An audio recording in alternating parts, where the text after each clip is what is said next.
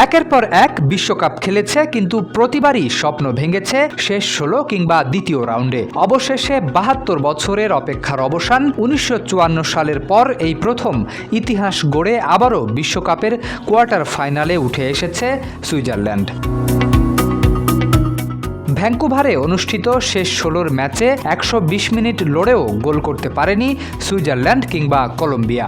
নির্ধারিত সময় আর অতিরিক্ত সময় শেষে স্কোর লাইন ছিল 0-0। ফলে ভাগ্য নির্ধারণে ম্যাচ গড়ায় টাইব্রেকারে। সেখানেই নায়ক হয়ে ওঠেন সুইস গোলরক্ষক গ্রেগর কোবেল।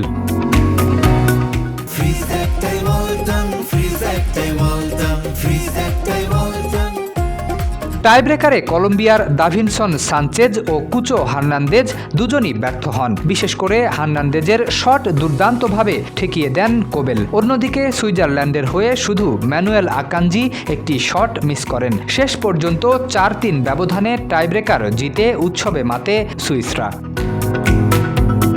মজার বিষয় হলো, পুরো ম্যাচে আধিপত্য ছিল কলম্বিয়ারই। তারা 15টি শট নেয়, যার 3টি ছিল লক্ষ্যে। কর্নারও আদায় করে 7টি। বিপরীতে সুইজারল্যান্ড নেয় মাত্র 7টি শট এবং কর্নার পায় 3টি। কিন্তু সুযোগ তৈরি করলেই যে জয় নিশ্চিত হয় না, সেটাই আবারও প্রমাণ করল এই ম্যাচ।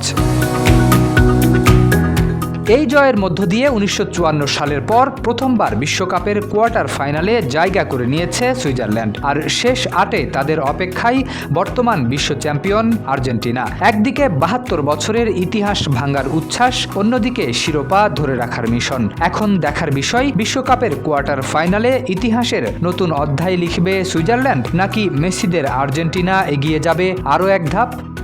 শরীফ উদ্দিন, ইত্তেফাক নিউজ।